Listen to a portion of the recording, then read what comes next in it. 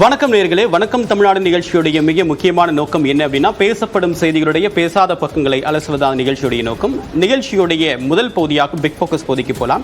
Big focus பகுதியில் சாம் பெட்ரோடா, காங்கிரஸ் கட்சியுடைய அயலக பிரிவு முன்னாள் தலைவர் சாம் பெட்ரோடா தெரிவித்த கருத்து அப்படின்றது பாஜகவால் சர்ச்சையாக்கப்பட்டிருக்கு. இது தொடர்பாக தன்னுடைய கருத்துக்களை பகிர்ந்து கொள்வதற்காக சிறப்பு விருந்தினராக தமிழ்நாடு காங்கிரஸ் கமிட்டியுடைய முன்னாள் தலைவர் சட்டமன்ற உறுப்பினர் திரு EVK இளங்கோவன் நம்முடன் இணைகிறார். அவரை வரவேற்கலாம். சார் வணக்கம். பாரம்பரிய சொத்து வரி தொடங்கி இப்ப தென்னிந்தியர்களுடைய நிறம் குறித்த கருத்து வரைக்கும் சாம் பெட்ரோடாவுடைய வார்த்தையை மையப்படுத்தி பாஜக பிரச்சாரத்தை முன்னெடுக்கிறாங்க. அது காங்கிரஸ் கட்சிக்கு பின்னடைவா மாறுமா? இந்த சர்ச்சை கருத்தை பற்றி உங்களுடைய கருத்து என்ன?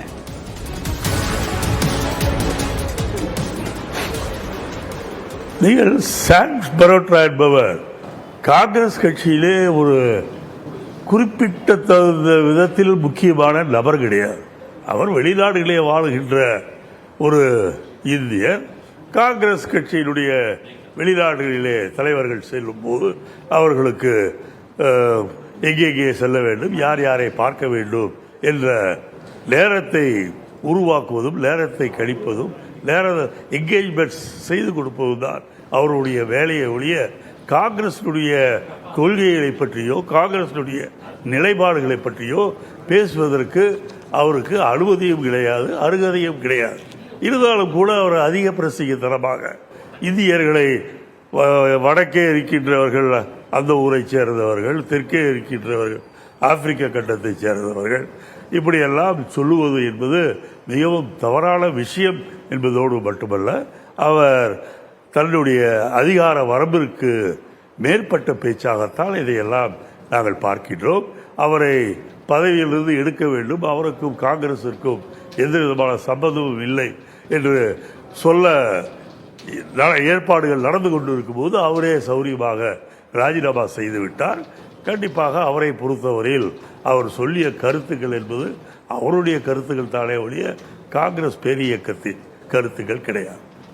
பாஜக அவங்களுடைய பிரச்சாரத்தை கடந்து காங்கிரஸுடைய தேர்தல் அறிக்கையில் இருக்கக்கூடிய சோஷியோ காஸ்ட் எக்கனாமிக் சென்சஸை மையப்படுத்தி பிரச்சாரத்தை மேற்கொள்றாங்க. அதே போன்று ரிசர்வேஷன், காங்கிரஸ் மேற்கொள்வதா சொல்லக்கூடிய சாதிவாரி கணக்கெடுப்பு ரிசர்வேஷனை மையப்படுத்தி பிரச்சாரம் மேற்கொள்றாங்க. ஸோ பாஜகவுக்கு தேவையான கண்டென்ட் எல்லாமே காங்கிரஸ் கொடுக்குதா?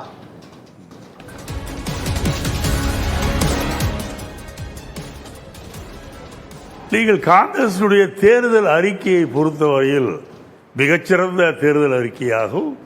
இந்த இந்தியாவிலே நடக்கின்ற இந்த தேர்தலின் கதாநாயகன் காங்கிரசினுடைய தேர்தல் அறிக்கை தான் என்று எல்லோரும் சொல்லக்கூடிய அளவிற்கு ஒரு மிகச்சிறந்த தேர்தல் அறிக்கை. நீங்கள் சொல்லுவது போல அந்த தேர்தல் அறிக்கையில் இருக்கின்ற விஷயங்களை எல்லாம் இவர்கள் பேசுகின்றார்களா என்று எனக்கு தெரியவில்லை. நான் தொலைக்காட்சிகளிலே பார்த்த வரைக்கும், நான் மோடி பேசுகின்றதெல்லாம் பார்த்த வரைக்கும் அவர் ஒரு நாகரிகமாக ஒரு ஹெல்த்தி பாலிடிக்ஸ் என்று சொல்வார்களே அந்த விஷயங்களுக்கு வராமல் அருவருக்கத்தக்க விஷயத்தில் தாலியை எடுத்துக்கொண்டு போவாங்க, 2 எருமை மாடு இருந்தால் ஒன்று எடுத்துகிட்டு போவாங்க, ரோட்டில் நாய் போனால் அந்த நாயை பிடிச்சி இழுத்துட்டு போவாங்க. இது மாதிரி அவர் தேவையில்லாத சர்ச்சைகள், குழந்தைகளை நிறையா பெற்றுக்கொள்கின்றார்கள். வெளியூரிலே இருந்து பிறப்புக்காக பசியை பட்டினியை போக்கிக் கொள்வதற்காக இங்கே வந்தார்கள் என்று நம்முடைய நாட்டு மக்களையே இரண்டாதர மக்களாக பிரித்து நம்முடைய மக்களையே கேவலப்படுத்துகின்ற பேச்சாகத்தான் மோடியினுடைய பேச்சு இருக்கின்றது. மோடியை பொறுத்தவரையில் எனக்கு எப்போதும் மரியாதை கிடையாது, அது வேறு விஷயம். இருந்தாலும் அவர் பிரதமர் பதவிக்கு கொஞ்சம் லாயக்கானவர் தான் என்று கூட நான் நினைத்திருந்தேன். ஆனால் கடந்த 10-15 நாட்களுக்காக, குறிப்பாக முதல் கட்ட தேர்தல் முடிந்து 2வது கட்ட தேர்தல் முடிந்த பிறகு தோத்து விடுவோம் என்று தெரிந்தவுடன் அவர் புலம்புகின்ற அல்லது அவர் வாயிலிருந்து வருகின்ற வார்த்தைகளை எல்லாம் பார்த்தீர்கள் என்று சொன்னால் ஏதோ பிளாட்பாரத்திலே இருக்கின்ற நாளாந்தர பேச்சாளராகத்தான் அவருடைய பேச்சுகள் இருக்கின்றது. பொய்யை இது ரொம்ப காட்டமான விமர்சனமா தெரியலையா? பிரதமர் நரேந்திர மோடியுடைய பிரச்சாரம் எல்லாருமே அவங்களுடைய கருத்துக்களை பேசுறாங்க. பிரதமர் குறித்து ஒரு காட்டமான விமர்சனமா இல்லையா அது? இல்ல நான் காட்டமான விமர்சனம் பிரதமர் என்பதால் இப்போ அவரு நம்ம ஊர் ராஜா போல பிஜேபி ஆள் இதெல்லாம் பேசலாம், நான் அதை பற்றி கேர் பண்ண மாட்டேன்.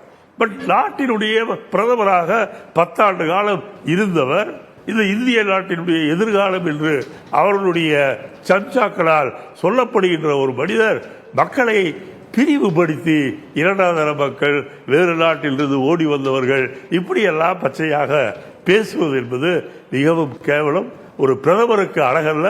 ஒரு பிரதமர் எப்படி இருக்க வேண்டும் என்பதற்கு சான்றாக நேரு இருந்தார். ஒரு பிரதமர் எப்படி இருக்கக்கூடாது என்பதற்கு உதாரணமாக மோடி இருக்கின்றார்.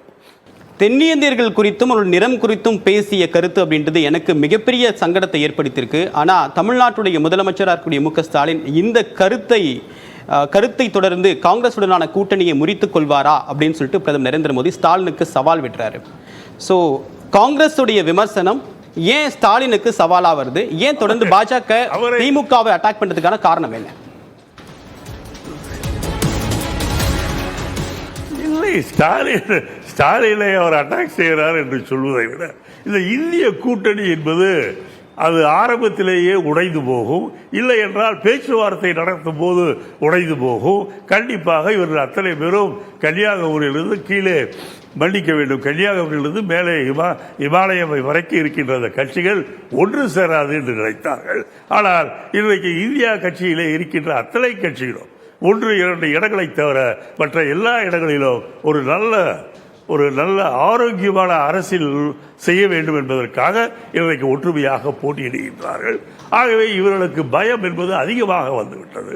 ஆகவே தான் அவர் ஸ்டாலின் அவர்களை கேட்கின்றார், நீங்கள் இதை கேட்டுவிட்டு நீங்கள் எப்படி அந்த அலையன்ஸ்ல இருக்கீங்கன்னு கேட்கிறாரு. எங்களுக்கு தெரியும், இவருக்கு திடீர்னு தெற்கே இருக்கின்ற மக்கள் மீது ஆசை வரும், பாசம் வரும். திடீரென்று நான் தமிழகத்தை உலகத்தில் இருக்கின்ற எல்லா நாடுகளிலும் ஆக்கப்பூர்வமாக பரப்புவேன் என்று நேரத்துக்கு ஏற்றபடி சொல்லக்கூடியவர். ஆனால் வானொலியை ஆகாசவாணி என்று அழைக்க வேண்டும் என்று சொல்லக்கூடியவர். ஆகவே இவரது பொய் பித்தலாட்டத்திற்கு முதன்மையான உதாரணம் என்று சொன்னார் அது மோடி தான். மோடி எந்த தலைகீழும் இல்லாலும் இன்னும் 2-3 பகுதியாக நடக்கின்ற தேர்தல்களில் இந்த இந்திய கூட்டணி மிகப்பெரிய வெற்றியை பெறும். கண்டிப்பாக மோடி அவர்கள் வீட்டுக்கு போகின்றாரோ இல்லை என்றால் திகாரை நோக்கி போகின்றாரோ என்பது தெரிய வரும். பாஜக காங்கிரஸ் இடையே வெவ்வேறு தருணங்களில் சில கொள்கை ரீதியான முரண்பாடுகள் அப்படின்றது கடந்த காலங்களில் ஏற்பட்டிருக்கு. ஆனால் ராகுல் காந்தியை மையப்படுத்தி இப்போ நேரடியாக பிரதமர் நரேந்திர மோடியுடைய விமர்சனம் அப்படின்றது முன்வைக்கப்படுது. இந்த மோதல் அப்படின்றது கூர்மை அடைந்திருக்கா காங்கிரசுக்கும் பாஜகவிற்கும்?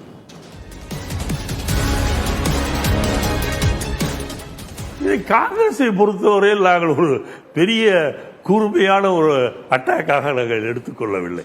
ஆனால் மோடியை பொறுத்தவரையில் அவர் ராகுல் காந்தியை பார்த்து மிகவும் பயப்படுகின்றார், பதட்டம் அடைகின்றார். அவர் தன்னுடைய பதவி போவதற்கு இந்த இளைஞர் தான் காரணமாக இருக்கின்றார் என்று நினைக்கும் போது அவருடைய உள்ளத்திலே பயம் வருகின்றது. ராகுல் காந்தி மீது ஒரு வெறுப்பு வருகின்றது.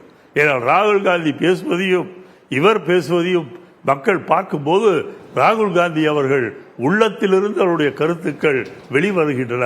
ஆனால் மோடியை பொறுத்தவரையில் உள்ளத்தில் இருப்பது ஒன்று, அவருடைய வாய் பேசுவது இன்னொன்று என்பதை மக்கள் சரியாக புரிந்து கொண்டிருக்கின்றார்கள்.